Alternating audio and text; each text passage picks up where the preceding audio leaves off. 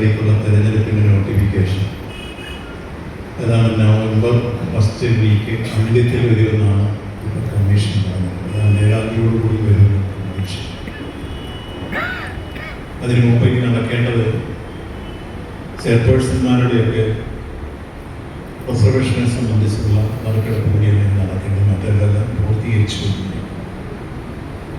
ഈ തെരഞ്ഞെടുപ്പിലേക്ക് നമ്മൾ കടന്നു വരുമ്പോൾ കേരളത്തിലെ ഇടതുപക്ഷ ജനാധിപത്യ മുന്നണി ഗവൺമെൻറ്റും അതോടൊപ്പം തന്നെ തദ്ദേശ സ്വയംഭരണ സ്ഥാപനങ്ങളും ചേർന്ന് ഈ കാലഘട്ടത്തിൽ നടത്തിയ വികസന രംഗത്തെ നീക്കങ്ങൾ വിസ്മയിപ്പിക്കുന്നു.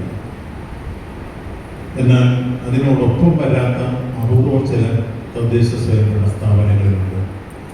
അതിലൊന്നാണ് കോട്ടയം മുനിസിപ്പാലിറ്റി.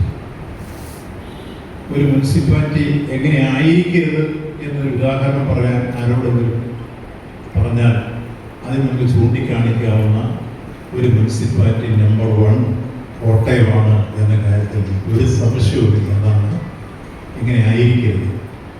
അത്രത്തോളം ഭരണരംഗത്തെ കെടുകാര്യസ്ഥതയും അഴിമതിയും ഭാവനയില്ലായ്മയും ധാരണയില്ലായ്മയും സംസ്ഥാന ഗവൺമെൻറ് നടപ്പാക്കി തദ്ദേശ സ്വയംഭരണ സ്ഥാപനങ്ങൾ ചെയ്തു കൊടുക്കുന്ന കാര്യങ്ങൾ ഏറ്റെടുക്കാതെയും എങ്ങനെയെല്ലാം തങ്ങളുടെ ഉത്തരവാദിത്വം നിറവേറ്റാതെ ഒരു മുനിസിപ്പാലിറ്റിയുടെ പ്രാഥമികമായ ഉത്തരവാദിത്വം പോലും നിറവേറ്റാത്ത ഒരു മുനിസിപ്പാലിറ്റിയെ കുറിച്ച് ചർച്ച ചെയ്താൽ അതിൽ നമ്പർ 1 കോട്ടയം മുനിസിപ്പാലിറ്റിയാണ് എന്ന് ഞാൻ സംശയിക്കുക.